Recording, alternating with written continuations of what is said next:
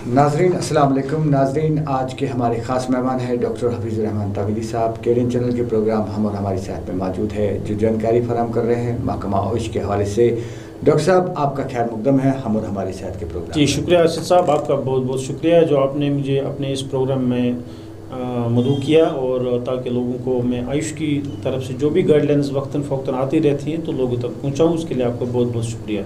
Doctor साहब, सबसे पहले आप नाज़रीन को ये बताइए कि कोरोना वायरस का जो आयुष तर्ज पर इलाज कैसे मुमकिन हुआ। जी बिल्कुल, बहुत ही अच्छी बात है अर्शद साहब। मैं आपको ये बात बताऊं, चूँकि कोरोना वायरस जो है 2019 में पूरी दुनिया को इसने अपनी चपेट में लिया जी, जिसकी वजह से छोटे बच्चे से लेके बूढ़े बुज़ुर्ग तक लोग इसमें इन्वॉल्व हो गए जी।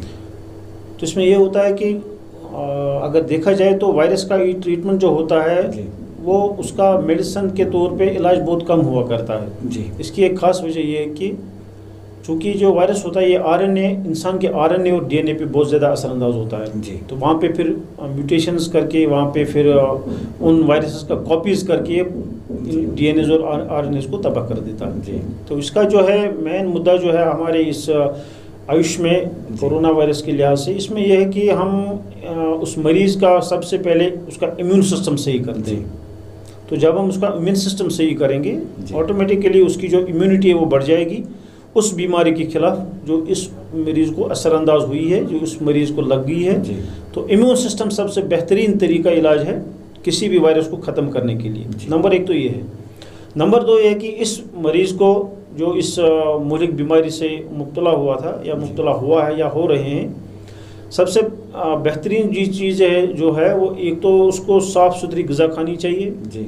और ऐसे प्रोटीनस डाइट जो है जिसमें सबसे ज़्यादा प्रोटीन हो वो खानी चाहिए, और सबसे ज़्यादा जो है साफ़ आब हवा होनी चाहिए, इर्द गिर्द का माहौल साफ़ सुथरा होना चाहिए जी। और इसमें खाने पीने की चीज़ों में बहुत ही एहतियात करने की ज़रूरत है। ख़ास तौर की इसमें बॉयल्ड वाटर पीना चाहिए जी। इसमें ऐसे फ्रूट्स खाने चाहिए जो इसके इम्यून सिस्टम के लिए बेस्ट हो। सबसे ज़्यादा ऐसी मेडिसिन होनी चाहिए जिसमें विटामिन सी की मिकदार ज़्यादा हो। जैसे फ्रूट्स हैं उसमें सबसे ज़्यादा संतरा वगैरह आता है, आंवला वगैरह आता है, आंवला वगैरह जो उसमें सबसे ज़्यादा विटामिन सी पाया जाता है। तो इन चीज़ों को खाने से और महकमा आयुष की जानिब से भी इन चीज़ों पे ही ज़्यादा ध्यान दिया गया है कि ये चीज़ें खाने से और ये चीज़ें करने से इंसान को कोरोना वायरस तो क्या कोई भी वायरस हो उनसे थोड़ा सा उनको राहत मिल सकती है ताकि इस बीमारी का इजाला हो सके। तो डॉक्टर साहब, नाज़रीन को ये भी बताएं कि जो आयुष तरीके इलाज का हुकूमत हिंद की तरफ से क्या क्या सहूलत। जी बहुत ही सही सवाल है ये। आप देख रहे हैं अर्शद साहब, चूँकि ये जो यूनानी तरीका इलाज है इसमें आयुर्वेदा भी आता है, यूनानी भी आता है, ये काफ़ी सदियों से चला आ रहा है, ये आज का नहीं है। अब चूँकि पहले इनको क्या इंडियन सिस्टम ऑफ मेडिसिन के नाम से जाना जाता था लेकिन आजकल ये डिपार्टमेंट ऑफ आयुष के नाम से जाना जाता है। इसमें आयुर्वेदा आता है, योगा आता है। वो योगा के बारे में तो आपने देखा ही होगा जो एवरी ईयर 21 जून को मनाया जाता है पूरे वर्ल्ड में। उसके बाद यूनानी आता है, उसके बाद नेचुरोपैथी और उसके बाद होम्योपैथी और सिद्धा वगैरह जो है उसी में आ जाती है। तो इसको कुल मिला के जो देसी तरह के इलाज है इसको गवर्नमेंट ऑफ इंडिया ने एक मखसूस ज़ुमरे में लाया और आयुष डिपार्टमेंट के नाम से इसको मनसूख किया गया। और जो लोगों तक जो भी आजकल जो मेडिसिन आ रही हैं वो डिपार्टमेंट ऑफ आयुष की तरफ से ही आ रही हैं।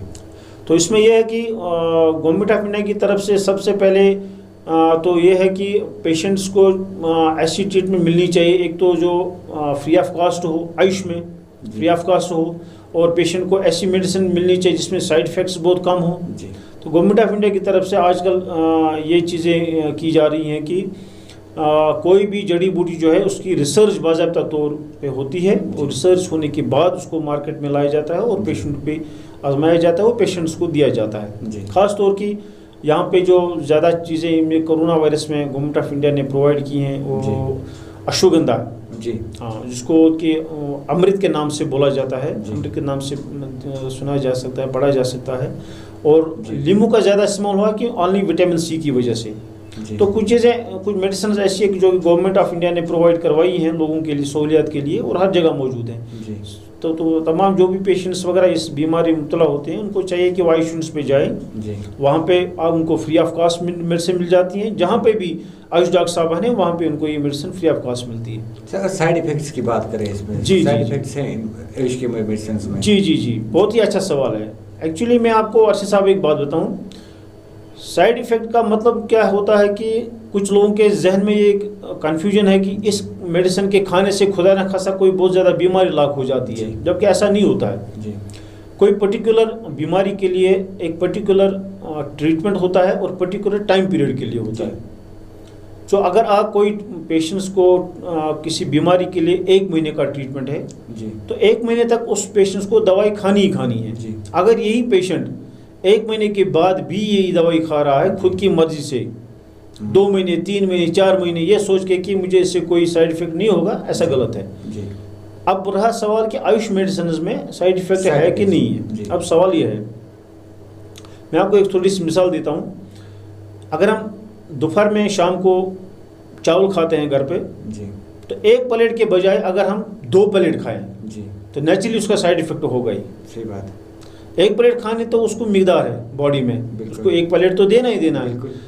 अब अगर वो 1 प्लेट के बजाय 2 प्लेट खाए जी, तो उसको तो एब्डोमिनल डिस्कम्फर्ट हो ही जाएगा जी, खुदा न खासा पेट फट जाएगा, खुदा न खासा पेट की बीमारियां पैदा हो जाएंगी। इसी तरह आयुष मेडिसिन में अपना एक टाइम पीरियड होता है, अपना एक मिकदार होता है, एक डोजेज होती है। तो अगर आप उस डोजेज से अलावा मेडिसिन ले लेते हैं जी, तो आपको तो वो डोजेज ज़्यादा होती है और ज़्यादा होने की वजह से साइड इफेक्ट्स भी हो जाते हैं।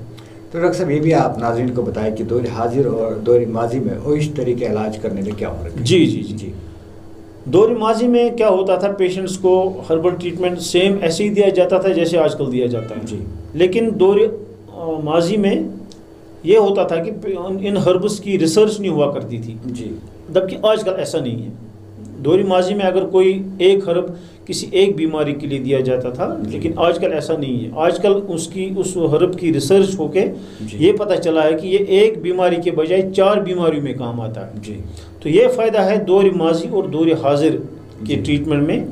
तो जहाँ पे हम एक दौर माजी में एक ट्रीटमेंट एक दवाई इस्तेमाल करते थे, वहाँ पे यही एक दवाई हम बहुत सारे अमराज के लिए इस्तेमाल करते हैं, और जिससे पेशेंट को काफ़ी फ़र्क पड़ता है और काफ़ी रिलीफ भी होता है। डॉक्टर साहब ये भी बताइए, आप हमारे नाज़रीन जानना चाहेंगे कि कश्मीर में इस तरह के इलाज किन किन बीमारी में ख़ास तौर से इलाज किया जाता है? जी। कश्मीर में चूँकि एक सरद तरीन इलाका है जी, तो यहाँ पे अपने हर एक जगह पे जिस हिसाब से मौसम होता है उसी हिसाब से बीमारियाँ भी होती हैं जी। जैसे राजस्थान में देखिए आप, वहाँ पे मलेरिया होता है गर्मी की वजह से, जबकि यहाँ ऐसा नहीं है। क्यों ऐसा नहीं है? क्योंकि वो मलेरिया एनाफिलीज होती है, मॉस्किटो होता है, वो यहाँ पे इस मौसम में जिंदा नहीं रह सकता। सेम कश्मीर में ऐसा ही है कि यहाँ पे ऐसी बीमारियाँ ज़्यादा हैं जो मौसम के लिहाज से मुनासिबत रखती हैं, जैसे कि जोड़ों की बीमारियाँ हैं। बिल्कुल, लोग धूप में बैठते नहीं हैं जी, अंदर एक कमरों में बैठे रहते हैं और विटामिन डी हासिल नहीं कर पा रहे, जिसकी वजह से जोड़ों की बीमारियां पैदा हो जाती हैं।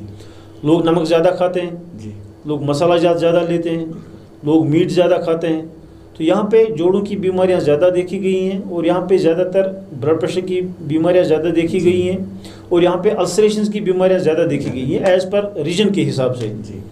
तो अगर हम आज की बात करें, आजकल तो मुझे लगता है कि जो पुरानी बीमारियां थी लोकलाइज के हिसाब से वो तो है ही नहीं जी। अब तो वैसी बीमारियां हैं कि अब लाइफस्टाइल डिसऑर्डर्स हो गए हैं। जब आप देख लीजिए, आपकी जोड़ों की बीमारियां जो हैं वो तो है ही, साथ में से उनको ओबेसिटी भी हो गई है, और उनको डायबिटीज़ का शिकार भी होना पड़ रहा है, उनको हाइपरटेंशन का शिकार भी होना पड़ रहा है। अच्छा, साइकोलॉजिकल इफेक्ट ज़्यादा हो रहे हैं कि लोगों में काम करने की हिम्मत कम हो रही है।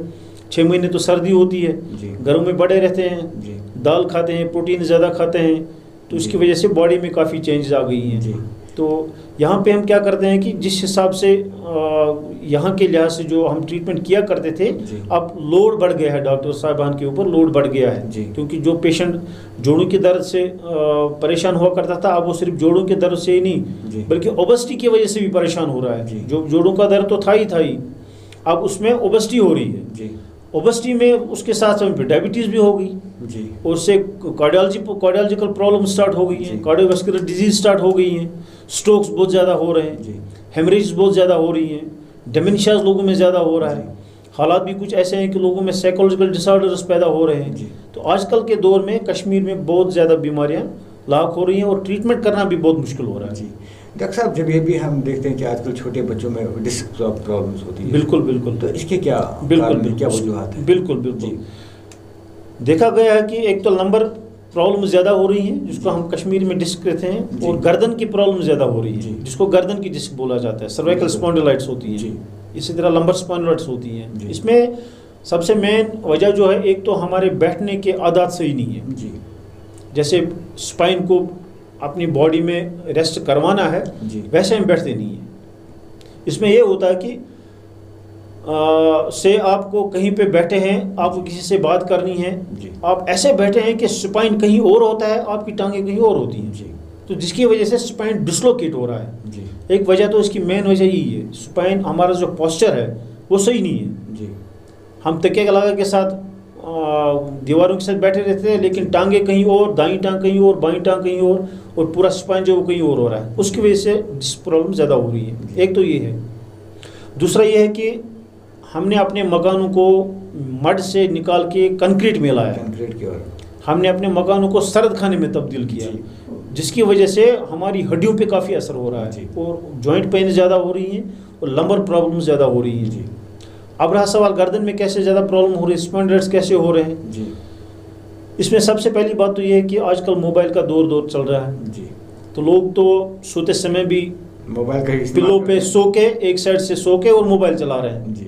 इससे स्पाइन, सर्वाइकल स्पाइन जो है वो डिसलोकेट हो रहा है, उसकी जो डिस्क स्पेसेस हैं वो कम हो रही हैं, नर्वाइन कंप्रेशन ज़्यादा बढ़ रहे हैं, और वो तो ओल्ड एज वालों में नहीं है क्योंकि वो बेचारे मोबाइल नहीं चलाते, मोबाइल यूज़ नहीं करते हैं, जवान लोग ज़्यादा यूज़ करते हैं, तो उनकी वजह से जवानों में ये प्रॉब्लम ज़्यादा हो रही है। जी जी जी। तो इसका ट्रीटमेंट क्या है? इसका ट्रीटमेंट यही है, बस मैं जवानों को बस यही एक रिक्वेस्ट करना चाहता हूँ कि उनको कम से कम अपने लंबर और सर्वाइकल स्पाइन को इन चीज़ों से दूर रखें। मोबाइल चलाएं, लेकिन मोबाइल ऐसे ना चलाएं कि गर्दन को झुकाना पड़े, ऐसे चलाएं। चलाने में तो आजकल की नीड ही है, तो डॉक्टर साहब मोबाइल चलाना। नाज़रीन को ये भी बताएं कि हम अपनी सेहत को इस तरह की हिदायत पर कैसे बरकरार रख सकते हैं? बिल्कुल, बहुत अच्छा सवाल है आसिफ साहब। इसमें आयुष जो तरीका इलाज है उसमें सबसे पहले हम पेशेंट्स को, आम लोगों को भी, पेशेंट्स को तो है ही, आम लोगों को ये जोर देते हैं कि सबसे पहले आप अपने खाने पीने का थोड़ा सा ख्याल रखें। तेल कम खाएं, मसालाजात कम खाएं, कार्बोहाइड्रेट कम लिया करें। अब अगर कोई लेता भी है तो उसको थोड़ा एक्सरसाइज करने की ज़रूरत है, उसको उन फैट्स को यूटिलाइज करने की ज़रूरत है। तो दूसरी बात यह है कि अपने इम्यून सिस्टम को सही बनाएं, इम्यून सिस्टम को मेंटेन रखें। वो कैसे रहेगा? आपको अच्छे फ्रूट्स खाएंगे, आप जंक फूड्स को अवॉइड करेंगे, उससे आपकी सेहत अच्छी रहेगी। आप खाना पीना अच्छा खाएंगे, आप लिमिट में मीट भी खाएं, लिमिट में कुछ भी खाएं, लेकिन लिमिट में जितनी बॉडी को मिकदार है उतनी आप खा सकते हैं, आपकी सेहत अच्छी रहेगी। सब ज़्यादातर आजकल लोग यहाँ पे करते हैं मैदे की शिकायत को लेकर परेशान है। बिल्कुल, ट्रीटमेंट क्या है और किन वजूहात की बिना पर ये जी मैं आपको इस बारे में बताना चाहता हूँ। सबसे पहले जो है स्टमक प्रॉब्लम्स कैसे क्रिएट होती हैं। हमारे खाने पीने के आदत बहुत गलत हैं। जैसे कभी आज हमने 1 बजे खाना खाया लंच का, कल 4 बजे खाया, परसों 10 बजे खाया, कभी खाया ही नहीं।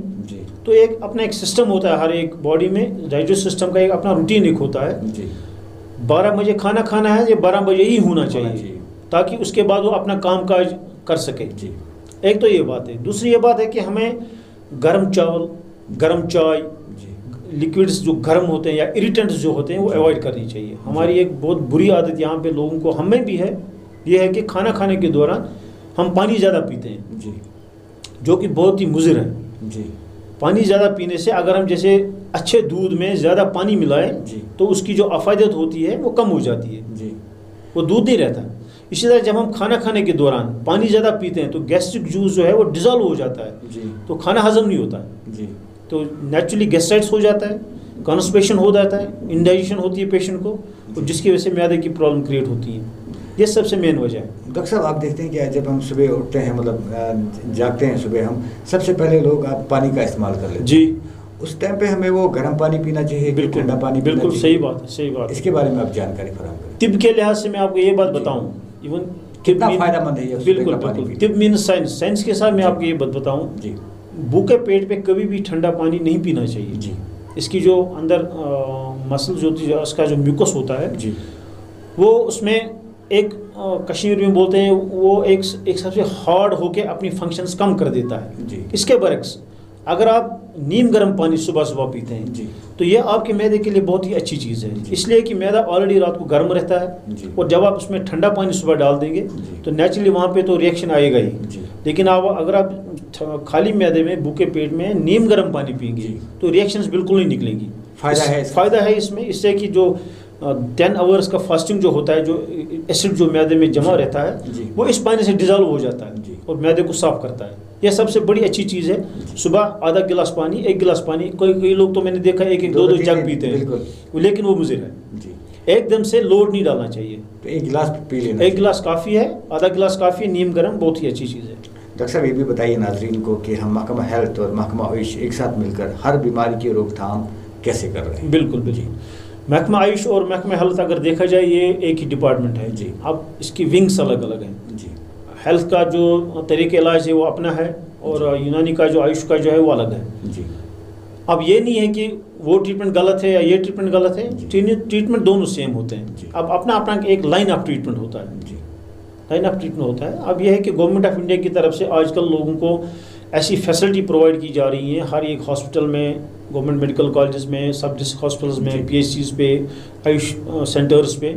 अब ये होता है कि पेशेंट को गवर्नमेंट ऑफ इंडिया ने दोनों ट्रीटमेंट मैसर रखे हैं, इवन चारों ट्रीटमेंट, आयुर्वेद भी, यूनानी भी, होम्योपैथ भी, क्या बोलते हैं उसको, सिद्धा भी, और उसके साथ में एलोपैथ भी।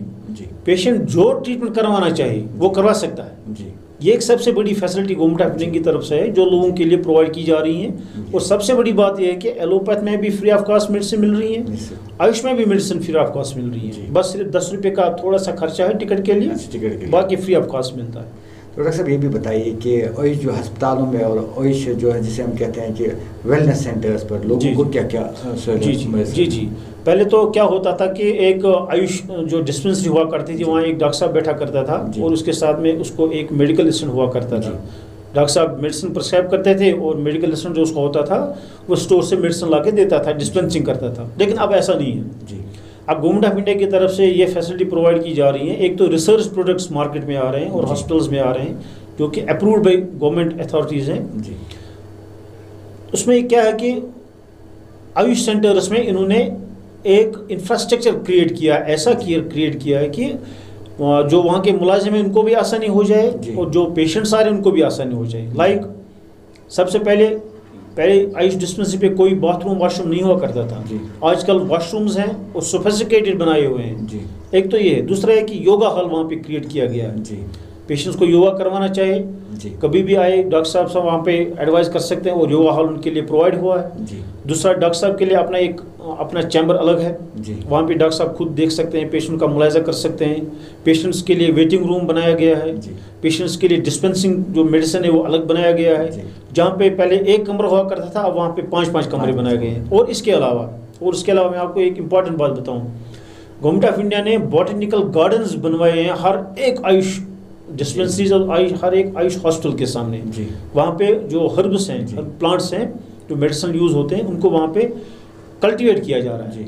उनको गवर्नमेंट ऑफ इंडिया की तरफ से बहुत ही अच्छी अभी काफ़ी हो रहा है, काफ़ी आयुष में काफ़ी तरक्की हो रही है जी काफ़ी। तो डॉक्टर साहब ये भी बताइए आप क्या लोग आयुष अद्वियात लेना पसंद करते हैं? बिल्कुल कर रहे हैं, क्यों नहीं कर रहे, बिल्कुल कर रहे हैं। एक तो पेशेंट्स को रिसर्च प्रोडक्ट्स मिल रहे हैं और पेशेंट ठीक भी हो रहे हैं। आप देखते हैं रोज़ बरोज़ हमारे जो आयुष यूनिट्स हैं काफ़ी OPD उनका काफ़ी बढ़ रहा है, क्योंकि हम वहाँ पे पेशेंट्स को सिर्फ अद्वियात ही मुफ्त नहीं दे रहे हैं बल्कि वहाँ पे हम उनको रेजिमिनल थेरेपीज भी दे रहे हैं जी। जैसे लोकल स्टीमिंग करते हैं जी। ऑस्टियोआर्थराइटिस होता है नीज़ में, शोल्डर्स में या कहीं भी ऑस्टियोआर्थराइटिस की प्रॉब्लम क्रिएट हो जाती है, उनको स्टीमिंग करते हैं। वो भी मेडिकेटेड स्टीम होता है, एक सिंपल पानी का स्टीम नहीं होता है, मेडिकेटेड स्टीम होता है। उसको वहाँ पे हम प्रोवाइड करते हैं। कपिंग करते हैं जिनको इसको हिजामा कहा जाता है, ड्राई कपिंग भी होती है और वेट कपिंग भी होती है। हमारे यहाँ पे जो आने फिलहाल ड्राई कपिंग है, लेकिन वेट कपिंग हमारी शार्टिंग हॉस्पिटल में होती है, गवर्नमेंट यूनानी हॉस्पिटल जो है वहाँ पे होती है। और पेशेंट के उसके साथ साथ हम पेशेंट को स्टीम बाथ करवाते हैं। तो जो ओबीज पेशेंट्स हैं, डायबिटिक पेशेंट्स हैं, उनको स्टीम बाथ करवाते हैं।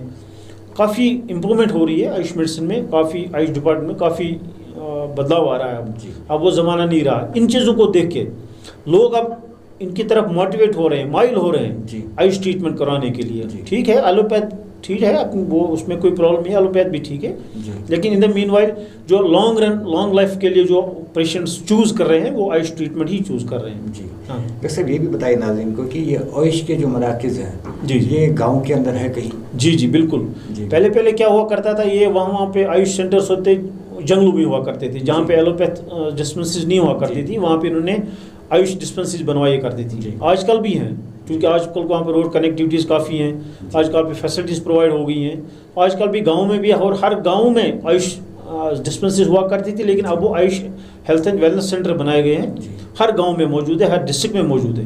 लोगों को घरों के पास ही इलाज दोनों तरीके का मिल रहा है, आयुष भी और एलोपैथ भी। जी डॉक्टर साहब नाज़रीन को आप आखिर पे क्या नसीहत करना चाहेंगे?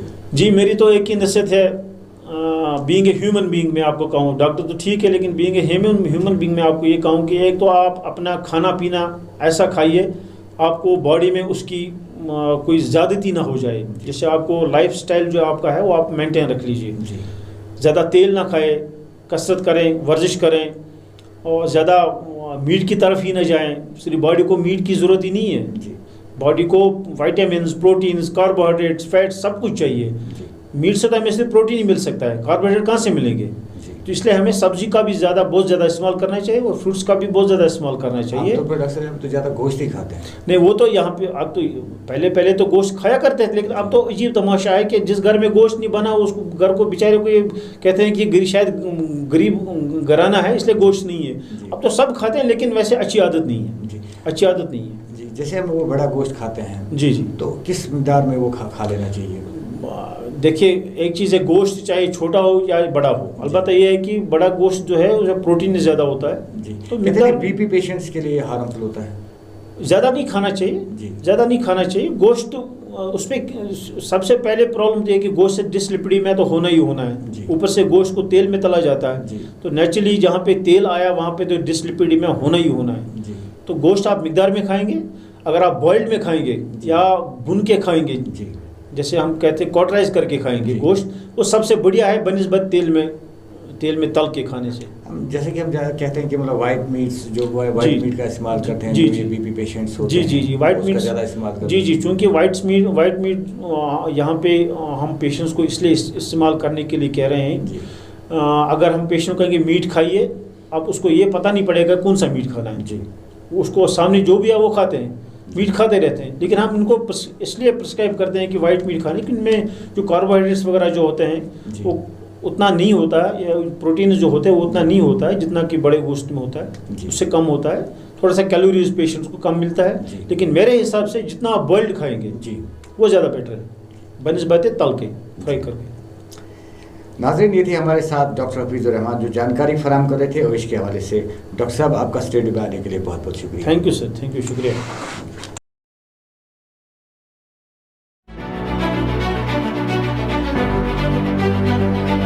अस्सलाम वालेकुम नाज़रीन, जी हाँ, आज हमारे साथ हम और हमारे साथ प्रोग्राम में जाने माने डॉक्टर मीर वसीम हमारे साथ न्यूरोसर्जन असिस्टेंट प्रोफेसर है जो कि अस्सलाम वालेकुम नाज़रीन, हम और हमारी साथ प्रोग्राम में आपका KDN अपनी नाज़रीन की जानकारी के लिए हर इतवार को 9 बजे प्रोग्राम पेश करने जा रहा है, हम और हमारी सेहत। नाज़रीन देखना ना भूलिएगा हर इतवार को हम और हमारी सेहत। अगर ब्लड प्रेशर का मरीज है, लेकिन ज़रूरी चीज़ है कि ऑपरेशन के दिन उस सुबह को आपका ब्लड प्रेशर बन जाती है, वो ओपेक हो जाता है, उससे लाइट पास नहीं होती है, तो उसको कहते हैं क्लाउडीनेस। आप आए हॉस्पिटल में आए, कोशिश करें अपनी गोल्डन कार्ड बनवाएं या कॉमन सर्विस सेंटर से अपनी गोल्डन कार्ड बनवाएं, आज बिल्कुल ईजी है। ये चीज़ जो है बच्चे का जो खाना पीना है इसको more of a play thing बनाना है। सफ़ेद मोतिया क्या है? आमतौर पर लोग शिकायत करते रहते हैं, इसका इलाज नाज़रीन देखना ना भूलिएगा हर इतवार को हम और हमारी सेहत।